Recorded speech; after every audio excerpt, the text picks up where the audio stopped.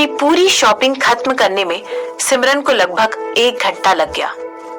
इस बहाने सिमरन ने पूरा मॉल घूमकर उसका जायजा भी ले लिया। इसके बाद घूमने के लिए सिमरन को एक और जगह जाना था। दरअसल उसे वहां जाना था जहां उसकी मरी हुई दादी की अस्थियां रखी हुई थी। आखिर वो इसी काम के लिए तो इतनी दूर उदयपुर आई थी। मैम, अभी अभी मेरे पास कनिका मैडम की कॉल आई थी। उन्होंने कहा है कि वो आधे घंटे में आपके अपार्टमेंट पहुंचने वाली है, सिमरन की सेक्रेटरी ने बड़ी धीमी आवाज में कहा। जैसे ही सिमरन अपनी दादी की अस्थियों को देखने के लिए पहुंची थी, वैसे ही वो थोड़ी शांत हो गई थी। इसीलिए शेफाली को उसे डिस्टर्ब करने में झिझक महसूस हो रही थी। शेफाली की बातों के जवाब में सिमरन ने धीरे से हाँ में सिर हिला दिया। जैसे ही सिमरन अस्थि विशेष रखने की जगह पर पहुंची थी, वहां सन्नाटा पसर गया था। सिमरन एकटक बस अपनी दादी माँ की तस्वीर को देखे जा रही थी। तस्वीर में एक बूढ़ी औरत थी और वो बेहद धीमे से मुस्कुरा रही थी। उनके चेहरे पर हल्की हल्की झुर्रियां नजर आ रही थी और उनके सफेद बाल पीछे की तरफ कसकर बंधे हुए थे, जिससे उनकी शक्ल साफ नजर आ रही थी। जैसे ही सिमरन उस तस्वीर को बड़े गौर से देखने लगी, वो अपने सपनों की दुनिया में खो गई। उसके चेहरे पर धीरे से एक मुस्कुराहट आ गई। उसे याद आ गया कि किस तरह वो अपनी दादी माँ की उनके बाल बनाने में मदद किया करती थी। पीछे की तरफ बाल बांधना सिमरन की दादी माँ का पसंदीदा हेयर स्टाइल था। सिमरन की दादी माँ उस पर जान छिड़कती थी। उन्होंने सिमरन से जो कहा था वो आज भी सिमरन के कानों में बिल्कुल वैसे ही गूंज रहा था। उन्होंने उससे कहा था, मेरी प्यारी बच्ची, तुम कभी भी ये मत भूलना कि तुम कपूर खानदान की वारिस हो। अभी तुम्हारे साथ जो कुछ भी बुरा हो रहा है उसे सह लो, लेकिन जब तुम्हारी शादी हो जाएगी तब तुम अपनी मर्जी से इस जगह को छोड़कर जा सकती हो। ये सब सोचते हुए सिमरन का दिल फिर से गम से भर गया। सह लो। सिमरन की दादी माँ हमेशा सिमरन को यही कहती रहती थी। वो हमेशा सिमरन को हिदायत देती थी कि ऐसा करने से सब कुछ ठीक हो जाता है। जब सिमरन बड़ी हो रही थी तब उसने अपनी माँ पर होते हुए जुल्मों को देखा। उसे अंदर ही अंदर बहुत चोट लगती थी, लेकिन वो सब सहती चली गई। सिमरन की माँ को हमेशा एक नौकरानी की तरह ट्रीट किया जाता था। उससे घर के सारे काम करवाए जाते थे। सिमरन ने अपनी आंखें बंद की और अपने उन दिनों को याद करने लगी जब वो बेहद छोटी थी। कपूर खानदान में उसके शुरुआती दिन कुछ खास अच्छे नहीं थे। जब सिमरन पैदा हुई थी तभी उसे उसकी माँ से अलग कर दिया गया था। उसके पिता सिमरन को कपूर खानदान में ले आए थे और उन्होंने सिमरन को कपूर खानदान के पहले बच्चे की तरह पालने का हुक्म दिया था। लेकिन कुछ सालों बाद सिमरन के पिता ने लीना नाम की औरत से दूसरी शादी कर ली। लीना शुरुआत से ही सिमरन और उसकी माँ से बेहद नफरत करती थी। सिमरन सबकी चाहती थी, इसीलिए लीना उसके साथ कुछ भी गलत नहीं कर सकती थी। तो उसने अपना बदला निकालने के लिए सिमरन की माँ को परेशान करना शुरू कर दिया। वो ऐसा करने का एक मौका नहीं छोड़ती थी और दिन पर दिन वो नए नए प्लान्स बनाकर सिमरन की माँ पर आजमाती थी। कपूर खानदान में अपनी एंट्री के कुछ समय बाद ही लीना ने सिमरन और उसकी माँ को मिलाने का प्लान बनाया। उसने अपना सुझाव देते हुए कहा कि सिमरन की माँ को कपूर मेंशन में लेकर आ जाना चाहिए। इस तरह वो एक नौकरानी बनकर घर के सारे काम भी कर लेगी और उसे सिमरन के साथ भी समय गुजारने का मौका मिल जाएगा। सिमरन की माँ को घर में लाने का सुझाव देते हुए लीना ने कहा कि उससे सिमरन की हालत देखी नहीं जाती। वो नहीं चाहती कि सिमरन की माँ के होते हुए भी सिमरन अनाथ की जिंदगी गुजारे और सिमरन की माँ से सिमरन का बचपन देखने का हक छीना जाए। इसके अलावा वो भी जल्दी माँ बनने वाली थी। अब उसे समझ में आ रहा था कि अपने बच्चे से दूर रहना किसी भी माँ के लिए कितना मुश्किल होता है। इसीलिए सिमरन की माँ को दर्द से गुजरते हुए नहीं देख सकती थी। कपूर खानदान के सभी सदस्यों ने लीना की इस बात पर काफी विरोध किया। लगभग सभी ने सिमरन की माँ को वापस लाने के लिए ना ही कहा था, लेकिन लीना भी अपनी बात पर अड़ी रही। और कुछ समय बाद लीना की बात बार बार सुनने के बाद सभी लोग राजी हो गए। उन्हें सिमरन की माँ का कपूर मेंशन में आना बिल्कुल पसंद नहीं था, लेकिन ये जानने के बाद कि सिमरन की माँ उनके घर में एक सदस्य की तरह नहीं बल्कि एक नौकरानी की तरह आ रही थी, सब राजी हो गए। इस घटना के बाद सब लीना को एक अलग ही नजर से देखने लगे। सब समझने लगे कि लीना एक उदार, दयालु और बेहद संवेदनशील औरत है। जैसे ही सिमरन की माँ को इस बारे में पता चला, वो नौकरानी बनने के लिए झट से राजी हो गई। उसके लिए कपूर खानदान की दौलत कोई मायने नहीं रखती थी। दरअसल वो तो बस अपनी बेटी सिमरन के पास रहना चाहती थी, उसे बड़े होते हुए देखना चाहती थी और उसके साथ बची कुची जिंदगी गुजारना चाहती थी। इसीलिए उसने एक होटल का वेट्रेस का काम भी छोड़ दिया और तुरंत कपूर मेंशन में आकर रहने लग गई। लीना ने बड़ी ही चालाकी से सिमरन और उसकी माँ के लिए सर्वेंट क्वार्टर्स में जगह बनवा दी थी। उसने ये कहकर उन दोनों को सर्वेंट क्वार्टर्स भेज दिया कि दोनों साथ रहेंगे तो खुश रहेंगे। सिमरन की माँ उस छोटी सी जगह में अपने लिए खुशियां ढूंढने लगी, लेकिन उसे नहीं पता था कि कपूर मेंशन में वापस आना उसकी अच्छी किस्मत नहीं बल्कि लीना की एक चाल थी। उसे पता नहीं था कि उस दिन से उसके बुरे दिन शुरू हो गए हैं। लीना सिमरन की माँ की बेइज्जती करने का एक मौका नहीं छोड़ती थी। लीना अपनी सहेलियों और अपने स्टाफ के सामने भी सिमरन की माँ की बहुत बेइज्जती करती थी। उसे तरह तरह के काम करने के लिए कहती थी और इस तरह उसे कपूर खानदान में उसकी औकात दिखाना चाहती थी। अपनी सहेलियों के सामने लीना सिमरन की माँ पर खूब रौब झाड़ती थी। वो इस तरह उसे अपनी ताकत दिखाती थी, लेकिन मिस्टर कपूर और दूसरे परिवार वालों के सामने वो सिमरन की और सिमरन की माँ से बहुत ही प्यार से पेश आती थी। वो अपने गुस्से और अपने तानों को रोककर कपूर परिवार के सामने ऐसा दिखाती थी कि उसे सिमरन और उसकी माँ की बहुत चिंता है। इस तरह सबके सामने उसकी इमेज बेहद सुधरी हुई थी। ये सिलसिला यूं ही चलता रहा। लीना सिमरन की माँ को बहुत ज्यादा तंग करती रही, लेकिन सिमरन की माँ ने आज तक कभी उसे पलटकर कोई जवाब नहीं दिया, बल्कि वो हमेशा ऐसा ही दिखाती रही कि वो वापस आकर बहुत खुश है। जब भी लीना उसे कोई ताना मारती तो सिमरन की माँ सर झुकाकर उसकी सारी बातें सुन लेती और इसके बाद वहां से चुपचाप निकल जाती। सिमरन की माँ ने कभी भी लीना से अपनी बेइज्जती का बदला लेने की कोशिश नहीं की। अब जब सिमरन बीती बातों के बारे में सोचती है तो उसे ऐसा लगता है कि उसकी माँ कितनी बड़ी बेवकूफ थी। वो कैसे चुपचाप लीना की बातों में आ जाती थी और कैसे अपनी इतनी बेइज्जती करवा कर भी कपूर खानदान में रहती थी। आखिर वो इतनी बेइज्जती क्यों सहती थी? सिमरन की माँ का पूरा नाम रेबेका थॉमसन था और वो अमेरिका में एक बहुत ही बड़े खानदान में पैदा हुई थी। उसका घर किसी महल से कम नहीं था और वो भी किसी राजकुमारी जैसी ही रहा करती थी। हर कोई उससे बेहद प्यार करता था और उसकी किस्मत को देखकर कई लोग उसे जला भी करते थे। लेकिन एक दिन उसकी माँ ने इंडिया आकर अपने बिजनेस को बढ़ाने की सोची। उन दिनों वो लोग मुंबई में रहा करते थे। अब इसे इत्तेफाक कहें या सिमरन की माँ की बुरी किस्मत, उन दिनों मिस्टर कपूर भी अपने बिजनेस के सिलसिले में अपना ज्यादातर समय मुंबई में ही बिताते थे। इंडिया में काफी समय बिताने के बाद सिमरन की माँ और सिमरन की नानी का मन जैसे यहीं लग गया था। इसीलिए दोनों ने अपना नाम बदलकर मुंबई में ही बसने की सोच ली।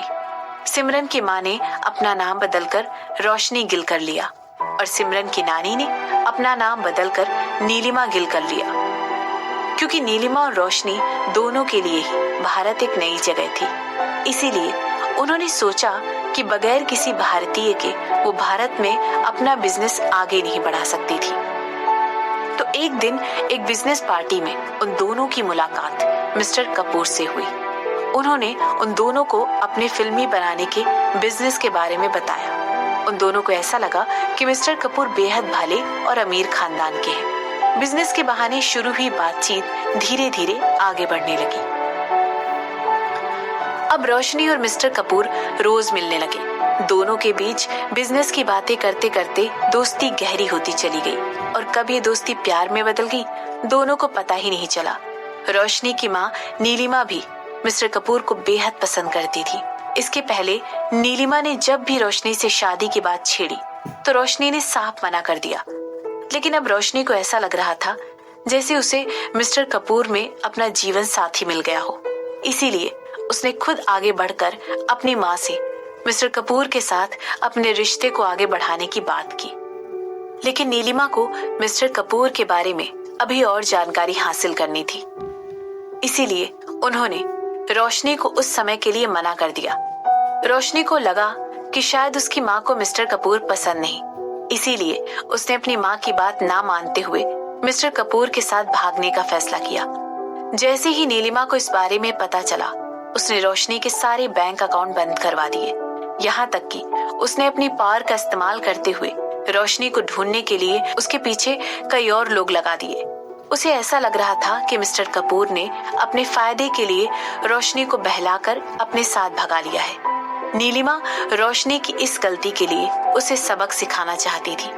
उन्हें ऐसा लगा कि सारे पैसे खत्म होने के बाद जब रोशनी को कहीं कोई ऐशो आराम नहीं मिलेगा तो वो खुद गिड़गिड़ाती हुई अपनी माँ के पास वापस आ जाएगी।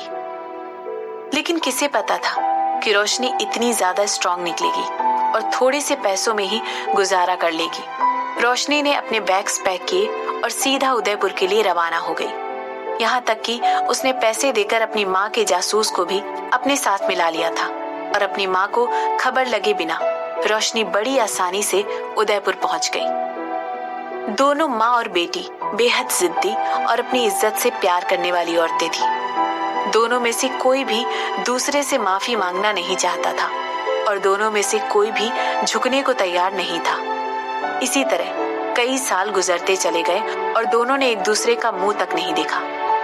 बहुत साल गुजरने के बाद नीलिमा को ऐसा लगा कि वो गुस्से में कितनी पागल हो गई कि उसने अपनी बेटी को इतनी आसानी से किसी अनजान आदमी के साथ जाने दिया और इतने साल उसकी खबर ना मिलने पर उसने आगे कोशिश नहीं की। जब नीलिमा को इस बात का एहसास हुआ तब तक बहुत देर हो चुकी थी और कई कोशिशें करने के बाद भी उसे अपनी बेटी रोशनी का कहीं पता नहीं चला। आखिर उन्हें इस बारे में पता लगता भी तो कैसे? रोशनी ने अपना नाम बदलकर रोमा जो कर लिया था और उसकी माँ नीलिमा ने कभी नहीं सोचा कि उसकी बेटी अपना नाम और पहचान बदलकर पूरे शहर में छोटे मोटे काम ढूंढ रही थी। हालत इतनी खराब होने के बाद भी उसने कभी अपनी माँ के पास वापस जाने की नहीं सोची। इतनी सारी छोटी छोटी जॉब्स करने के बाद रोशनी का ना तो कोई परमानेंट ठिकाना था और ना ही कोई परमानेंट जॉब। किसी ने भी ये नहीं सोचा था कि महलों में रहने वाली शहजादी एक दिन ऐसे दिन भी देखेगी। आखिर सजा के रूप में ये वो कीमत थी जो उसने चुकाई और ये कीमत उसने अपनी अकड़ के कारण चुकाई। इतने सालों तक वो अपनी माँ से छुपती फिर रही थी। आखिर एक छोटी सी गलत फहमी की वजह से दोनों औरतों ने अपनी जिंदगी पूरी तरह बदल कर रख दी। काफी सालों तक अपनी बेटी को ढूंढने के बाद भी रोशनी का कोई पता नहीं लग पाया। यहाँ तक कि नीलिमा की तबीयत इतनी खराब हो गई कि ज्यादा सोचने की वजह से उन्हें एक बार हल्का सा दिल का दौरा भी पड़ा। इतना सब होने के बावजूद भी उन्होंने रोशनी को ढूंढने की कोशिश नहीं छोड़ी। लेकिन हाँ, अब उनकी नाजुक हालत की वजह से उनकी कोशिशें धीमी जरूर पड़ गई थी। आखिरकार एक दिन नीलिमा को उसकी बेटी मिल ही गई, लेकिन उसने कभी सपने में भी नहीं सोचा था कि इतने सालों बाद उसे रोशनी ऐसे मिलेगी। जब तक उसे रोशनी मिली तब तक बहुत देर हो चुकी थी। रोशनी इस दुनिया में अब नहीं थी। नीलिमा के लिए जितनी निराशा और सदमे की बात ये थी कि वो आखिरी बार अपनी बेटी से मिल भी नहीं पाई, उतनी ही खुश वो ये जानकर भी हुई कि उसकी एक नातिन भी है। लेकिन नीलिमा का सामना अपनी नातिन से इन हालातों में होगा, ऐसा उसने कभी अपने बुरे से बुरे सपने में भी नहीं सोचा था। जब नीलिमा को उसकी नातिन सिमरन मिली तब उसकी हालत बहुत ज्यादा बुरी थी। सिमरन की दिमागी हालत बिल्कुल भी ठीक नहीं थी। सिमरन को तो ये भी नहीं पता था कि जिससे वो पहली बार मिली थी, जिनको वो जानती तक नहीं, वो कोई अनजान नहीं बल्कि उसकी नानी थी। ये सब सोचते सोचते सिमरन की आंखें भर आईं और उसकी आंखें खुल गईं। उसी ने एक दर्द भरी आह भरी। उसकी माँ रोशनी इतनी ज्यादा जिद्दी और अपनी इज्जत की परवाह करने वाली औरत थी कि उन्हें छोटी मोटी जगहों पर नौकरानी बनकर काम करना मंजूर था, लेकिन अपनी माँ के पास वापस जाकर हार मानना नहीं। उसे जलील और बेइज्जत होना मंजूर था, लेकिन ये मानना नहीं कि वो गलत थी। आखिर कितनी जिद्दी औरत थी वो। कोई भला इतना जिद्दी कैसे हो सकता है? दादी माँ, मैं वापस आ गई हूँ। मैं सिर्फ आपके लिए ही वापस आई हूँ। मैं आपसे किए वादे को निभाने आई हूँ, लेकिन हाँ, मैं ये वादा नहीं कर सकती कि अब वापस आने के बाद मैं अपनी माँ के गुनहगारों का बदला नहीं लूंगी। मैं ये वादा भी नहीं कर सकती हूँ कि कपूर खानदान में किसी को चोट नहीं पहुंचाऊंगी। लेकिन हाँ, जैसा कि आपने मुझसे कहा था और मैंने आपसे वादा किया था कि मैं ये कभी नहीं भूलूंगी कि मैं कपूर खानदान की वारिस हूँ। मैं इस नाम की इज्जत हमेशा रखूंगी और इस नाम को बचाने के लिए कुछ भी करूंगी। मैं इस नाम को हमेशा ऊंचाइयों पर लेकर जाऊंगी। और इसी के साथ मैं आपका शुक्रिया भी अदा करना चाहती हूँ कि आपने मुझे पाल पोस कर इतना बड़ा किया। आपने मुझे बचपन से ही बहुत सारा प्यार दिया। आज आपके जाने के बाद भी वो प्यार मेरी यादों में पहले की तरह ही जिंदा है। हाँ, लेकिन मैं आपसे अभी से उन चीजों के लिए माफी मांगना चाहती हूँ जो कि मैं आगे करने वाली हूँ। अगर कपूर खानदान के किसी भी फैमिली मेंबर ने मुझे चोट पहुंचाने की या मुझे नीचा दिखाने की कोशिश की तो मैं भूल जाऊंगी कि मैं उन्हें जानती हूँ। मैंने बहुत सालों तक कोशिश करना नहीं छोड़ा। मैंने इतने साल बहुत कुछ झेला है, लेकिन अब और नहीं। अब बस मैंने बहुत कुछ खो दिया है। आपने मुझे हमेशा समझने की कोशिश की है। उम्मीद है इस बार भी आप मुझे समझने की कोशिश करेंगी। प्यारी दादी माँ, आप जहां भी हो खुश रहिएगा। इसके बाद ये सब कहते हुए सिमरन ने अपनी गुजरी हुई दादी माँ की फोटो की तरफ एक बार और देखा। सिमरन की बात खत्म होते ही एक तेज हवा का झोंका आया और सिमरन ठिठुरने लग गई। उसने तुरंत अपने कोट को कसकर बंद कर लिया और अपने हाथों को इस तरह समेट लिया जैसे खुद को ही गले लगा रही हो। इसके बाद उसने कहा, तो इसे मैं आपकी रजामंदी समझती हूँ दादी माँ। इसके बाद सिमरन पीछे शिफाली की तरफ पलटी और उसने कहा, चलो यहाँ से, अभी हमारे सामने एक लंबा हफ्ता और बाकी है।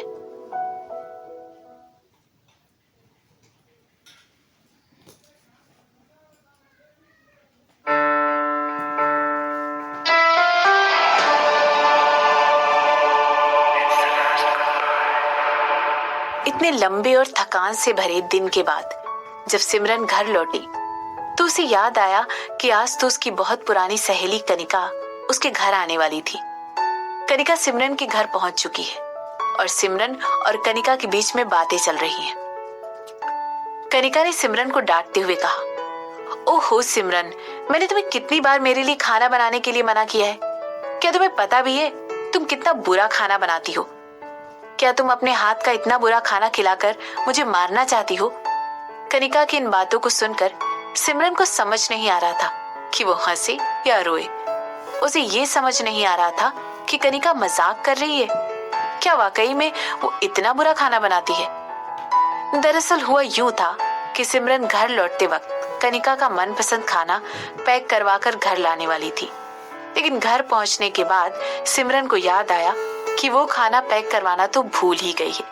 उसके दिमाग में बहुत सारी बातें एक साथ चल रही थी, इसलिए उसे याद ही नहीं रहा कि कनिका ने उससे लौटते समय खाना लाने के लिए कहा है। सिमरन इन सब के लिए खुद को जिम्मेदार ठहरा रही थी।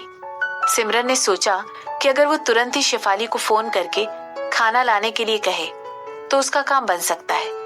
लेकिन जैसे ही सिमरन ने शेफाली के घर पर कॉल किया तो कॉल एक अनजान ने उठाया। उसने सिमरन को बताया कि शेफाली काफी थकी हुई थी, इसीलिए वो घर आते ही सो गई। इतने बड़े और बिजी दिन के बाद सिमरन भी काफी थक गई थी और उसे भूख भी लग गई थी, और साथ ही उसे इस बात का भी बुरा लग रहा था कि जब कनिका उसके घर आई तो उसके पास कनिका को खिलाने के लिए घर पर कुछ भी नहीं था, इसीलिए सिमरन ने सोचा कि वो खुद ही कुछ बना ले। वैसे तो सिमरन बहुत कम ही खाना बनाया करती थी, इसीलिए उसे मसालों का अंदाज जरा कम ही था। लेकिन अब इस सिचुएशन में वो कर भी क्या सकती थी, इसीलिए उसने अपने अंदर के कुक को जगाया और काम पर लग गई।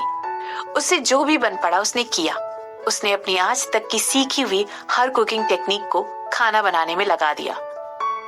लेकिन जब कनिका को उसके हाथ की बनाई डिश कुछ खास पसंद नहीं आई, तो सिमरन ने अपनी गलती छुपाते हुए कहा, तुम्हें पता है मुझे बाहर से खाना मंगवाना बिल्कुल पसंद नहीं है और मैं जंक फूड भी अवॉइड ही करती हूँ। ऐसा कहते कहते सिमरन ने अपने हाथ के बनाए नूडल्स खाए। नूडल्स कुछ ज्यादा ही पक गए थे और चिपचिप हो गए थे। और सिर्फ यही नहीं, सिमरन ने कुछ नया ट्राई करने के लिए उनमें ऊपर से मायो और मस्टर्ड सॉस भी डाल दी थी। लेकिन दोनों ही सहेलियों के चेहरे देखकर कोई भी आराम से बता सकता था कि सिमरन का एक्सपेरिमेंट कुछ खास सफल नहीं हुआ था। सिमरन की बात को काटते हुए कनिका ने कहा, तो तुम्हें क्या लगता है ये जो नूडल्स तुमने बनाई है ये जंक फूड नहीं है? अगर तुम मुझे कॉल करके पहले ही बता देती कि घर में खाने के लिए कुछ भी नहीं है, तो मैं यहाँ आते वक्त हम दोनों के लिए कुछ खाना ला सकती थी। लेकिन अगर तुम मुझे बता देती तो। इसके बाद अपनी बात को आगे बढ़ाते हुए कनिका ने कहा, देखो तुम बहुत चीजों में अच्छी हो, लेकिन तुम्हें नहीं लगता कि कुकिंग उनमें से नहीं है? और तुम्हें एक्सपेरिमेंट करने के लिए आज ही का दिन मिला था। जब तुम्हें कुकिंग की ABCD नहीं आती, तो सिंपल से नूडल्स बनाने में भी तुमने अपना दिमाग क्यों लगाया? तुमने इसमें अपनी रेसिपी क्यों ऐड की? अपना खाना खत्म करके उठते वक्त तक भी कनिका खाने की बुराई ही कर रही थी। और अपना खाना बीच में ही छोड़कर उठते हुए कनिका ने सिमरन से कहा, सिमरन तुम जानती हो तुम मेरी बहुत अच्छी दोस्त हो, लेकिन प्लीज मुझे माफ करना, मैं ये और नहीं खा सकती। मुझे लगता है मैंने ऑलरेडी इसे खाकर अपने पेट पर अत्याचार कर दिया है। तुमने मेरे लिए इतनी मेहनत से ये नूडल्स बनाए, इसके लिए तुम्हारा बहुत बहुत शुक्रिया। लेकिन अगर मुझे इन्हें पूरा खत्म करना पड़े तो मुझे लगता है इन्हें खाने के बाद मैं जिंदा नहीं बच पाऊंगी। चलो बाहर चलकर कुछ अच्छा और ढंग का खाना खाते हैं। सिमरन को समझ नहीं आ रहा था कि कनिका उससे आखिर कह क्या रही है। सिमरन बस कनिका की ओर एकटक देखे जा रही थी। इसके बाद उसने कनिका से पूछा, क्या तुम कुछ भूल रही हो? बड़े ही जोश और कॉन्फिडेंस के साथ कनिका ने सिमरन को जवाब दिया, नहीं तो। इसके बाद कनिका ने सिमरन से नजर चुराते हुए और हार मानते हुए कहा, शायद पता नहीं। अच्छा ठीक है, बताओ क्या बात है?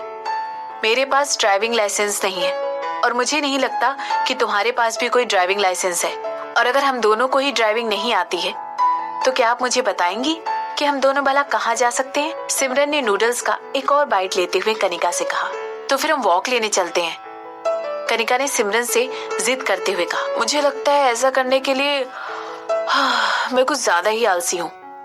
सिमरन ने उबासी लेते हुए कनिका की बात का जवाब दिया, ठीक है तुम यहीं बैठो और ठूसो अपने बनाए हुए टेस्टी नूडल्स, मैं अकेले ही जा रही हूँ। कनिका ने सिमरन के सामने ऐलान करते हुए कहा, देखो रुको रुको कनिका, बहुत रात हो गई है, रात के 10 बज रहे हैं। एक अनजान शहर में इतनी रात गए तुम्हारा अकेले निकलना ठीक नहीं होगा। इसके अलावा मुझे नहीं लगता कि इतनी रात को तुम्हें बाहर जाकर कुछ नया ट्राई करना चाहिए। हो सकता है बाहर का खाना खाकर तुम्हारी तबीयत भी खराब हो जाए। अगर तुम्हें ठीक लगे तो मेरे पास कुछ चिप्स और बिस्किट्स के पैकेट पड़े हुए हैं, हम दोनों यहीं बैठकर वो खा लेते हैं। बोलो ठीक है? सिमरन ने कनिका को समझाते हुए कहा, क्या तुम मजाक कर रही हो? कनिका द ग्रेट फूडी के अब इतने बुरे दिन आ गए हैं? क्या वो चिप्स और बिस्किट खाकर गुजारा करे? तुम्हारा दिमाग तो ठीक है, मैं चिप्स खाकर गुजारा नहीं कर सकती हूँ। कनिका ने अपनी आंखें बड़ी करती हुई सिमरन को घूरते हुए कहा। सिमरन ने कनिका को फुसलाते हुए कहा, यार इतनी भी अपसेट मत हो। तू बोल तो एक कंपनसेशन की तरह मैं तुझे नेकलेस भी खरीद कर दे सकती हूँ, या जो भी तुझे पसंद हो। रहने दे, कोई जरूरत नहीं है। मुझे अपने लिए कुछ खरीदने के लिए तेरी मेहरबानियों की जरूरत नहीं है। और ऐसा नहीं है कि मैं अपने लिए कुछ खरीद नहीं सकती हूँ। और अब तुम मुझे रिश्वत देना बंद करो। तुम चाहती हो कि मैं तुम्हारे लालच में आ जाऊं और तुम्हारे साथ घर पर रहकर तुम्हारे वो चिप्स और बिस्किट खाऊं। ठीक है, मैं यहाँ से नहीं हिल रही हूँ। कनिका ने अपने हाथ एक दूसरे के ऊपर क्रॉस करते हुए कहा। ऐसा करके कनिका अपनी नाराजगी जता रही थी। ऐसा लग रहा था कि मन ही मन वो भी सिमरन की बात से वाकिफ नहीं रखती थी। तो फिर एक अच्छी सी मसाज कैसी रहेगी? सिमरन ने कनिका का गुस्सा शांत करने के लिए कहा। सिमरन, अब मुझे तंग करना बंद भी करो। क्या तुम्हें पता भी है कि मसाज कैसे दी जाती है? कनिका ने सिमरन की बातों का विरोध करते हुए कहा। इसके बाद उसने कहा, आखिर तुम्हें पैसे बनाने और बिजनेस को अच्छी तरह संभालने के अलावा आता भी क्या है? तुम्हारे पास एक खूबसूरत चेहरे और एक खूबसूरत शरीर के अलावा भला और क्या टैलेंट है? मुझे नहीं लगता तुम्हें इसके अलावा कुछ और भी आता है। ठीक है, तो फिर मैं तुम्हारे लिए वायलिन प्ले कर देती हूँ। सिमरन ने अपने खाने का आखिरी बाइट खत्म करते हुए कहा। क्या? सच में? सिमरन ने हाँ में सिर हिलाते हुए कनिका से कहा। इसके बाद सिमरन अपनी जगह से उठी और सिंक के पास जाकर उसने अपनी और कनिका की प्लेट सिंक में रख दी। फिर वो अपने रूम में गई और वहां से अपना फेवरेट वायलिन का सेट उठाकर ले आई। क्या तुम जहां जाती हो हर जगह से अपने साथ लेकर जाती हो? कनिका ने बड़ी उत्सुकता से सिमरन से पूछा और फिर उसी हैरत के साथ वायलिन केस की तरफ देखने लग गई। हाँ, मैं जहां जाती हूँ हर जगह से साथ लेकर जाती हूँ, जो मेरी थेरेपी का एक पार्ट है, सिमरन ने कनिका को बताते हुए कहा। इसके बाद उसने एक बेहद कोमल कपड़ा उठाया और बड़ी सावधानी के साथ धीरे धीरे वायलिन की स्ट्रिंग्स पोंछी। जब सिमरन बहुत छोटी थी तब उसे ये सब कलाएं सीखने का मौका कभी नहीं मिला था। उसकी सौतेली माँ मिसेस कपूर उसे कहीं जाने ही नहीं देती थी। वो कोई ना कोई बहाना करके सिमरन को म्यूजिक क्लास जाने से रोक लेती थी। इसीलिए अपने बचपन में सिमरन कभी म्यूजिक क्लास नहीं जा पाई और ना ही सिमरन कभी ये जान पाई कि ये सब मिसेस कपूर की गंदी चाल का एक हिस्सा था। वो कभी नहीं चाहती थी कि सिमरन वो सब सीखे जो एक अमीर बड़े घराने की लड़की को सीखना चाहिए। लेकिन सिमरन के साथ जो कुछ भी 7 साल पहले हुआ, उसके बाद सिमरन के साइकोलॉजी थेरेपिस्ट ने सिमरन पर कुछ चीजें करने के लिए जोर दिया। उन्होंने सिमरन से कहा कि उसे कोई ना कोई कला सीखनी चाहिए। उसे वो सब करना चाहिए जिसमें उसे थोड़ी भी रुचि हो। इससे उसका दिमाग कहीं ना कहीं व्यस्त होगा और उल्टे सीधे ख्याल उसके दिमाग में घर नहीं करेंगे। उन्हें लगा कि ऐसा करने से सिमरन कुछ अच्छा सीखने में बिजी रहेगी और उसे अपने पास्ट की याद नहीं आएगी। अतीत में उसके साथ जो कुछ भी बुरा हुआ था, उसने कहीं ना कहीं सिमरन को अभी तक जकड़ कर रखा हुआ था, जिसकी वजह से सिमरन खुलकर जी नहीं पा रही थी और वो धीरे धीरे डिप्रेशन में जा रही थी। इसीलिए सिमरन को बचाने के लिए और उसे वापस में एक नॉर्मल जिंदगी जीने देने के लिए उसकी थेरेपिस्ट ने सिमरन को कोई ना कोई हॉबी फॉलो करने के लिए कहा। और इस तरह सिमरन ने वायलिन बजाना सीखना शुरू किया। सिमरन को ये बात पता थी कि वायलिन बजाना बिल्कुल भी आसान नहीं था, इसीलिए उसने इसके साथ डांसिंग भी शुरू कर दी। उसने तरह तरह के डांस फॉर्म सीखने शुरू कर दी। यहाँ तक कि अपने सेल्फ डिफेंस के लिए उसने जूडो कराटे भी सीखना शुरू कर दिया। सिमरन कोई भी कला सीखने में बेहद निपुण थी। वो बहुत जल्दी नई चीजें सीख लेती थी। वो एक अच्छी स्टूडेंट थी। कुछ ही सालों में उसने वो सब सीख लिया जिसकी उसने क्लासेस ज्वाइन की थी। मगर उसे कभी भी ये ख्याल नहीं आया कि उसे कुकिंग सीखने की भी बेहद जरूरत थी। शायद उसे कभी एहसास ही नहीं हुआ कि कुकिंग सीखना भी एक अच्छी कला साबित हो सकती है।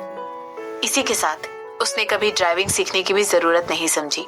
जो कुछ भी उसके साथ 7 साल पहले हुआ था, उसके बाद सिमरन के अंदर हिम्मत ही नहीं थी कि वो शांत मन से ड्राइविंग सीख सके।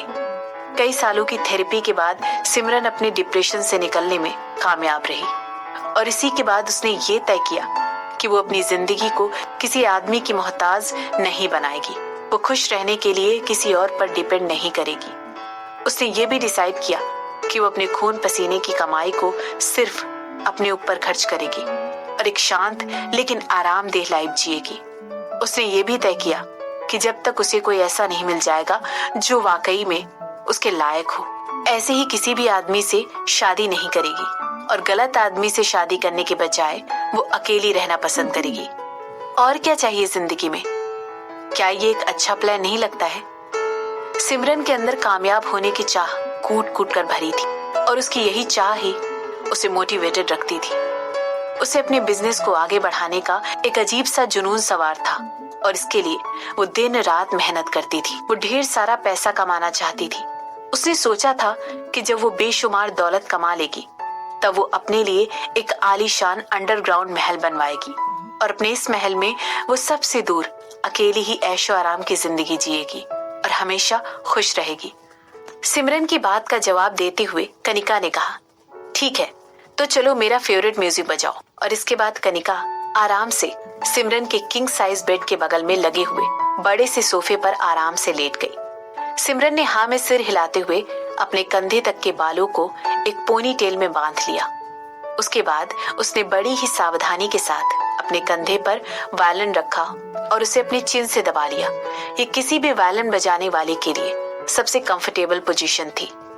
इसके बाद सिमरन कनिका की ओर देखकर मुस्कुराई और उसने वायलिन के तार छेड़ दिए। जैसे ही सिमरन कनिका के लिए एक प्यारी सी धुन बजा रही थी, वो बेहद खुश नजर आ रही थी और वो अपनी और कनिका की दोस्ती के बारे में सोच रही थी। धुन को बजाते हुए सिमरन कनिका के साथ बिताए कुछ पुरानी यादों को याद करने लगी। वो पहली बार कनिका से तब मिली थी जब वो हाई स्कूल में थी। पहले दिन से ही दोनों के बीच गहरी दोस्ती हो गई थी। दोनों एक दूसरे के बगैर नहीं रह सकती थी, लेकिन इसके बाद दोनों को अलग होना पड़ा। कनिका अपनी आगे की पढ़ाई के लिए दूसरे शहर चली गई। कनिका को फिल्म प्रोडक्शन में बेहद रुचि थी, इसीलिए उसे सिमरन को छोड़कर जाना पड़ा। और एक बार कनिका वहां से चली गई तो सिमरन और उसके बीच जैसे रिश्ता खत्म ही हो गया था। दोनों एक दूसरे से बात नहीं कर सकती थी, लेकिन ये दूरियां सिर्फ जमीनों के बीच थी। उनके दिल अभी भी आपस में जुड़े हुए थे और काफी सालों बाद उन दोनों की मुलाकात फिर से तब हुई जब सिमरन भी किसी काम की वजह से उसी शहर में पहुंच गई।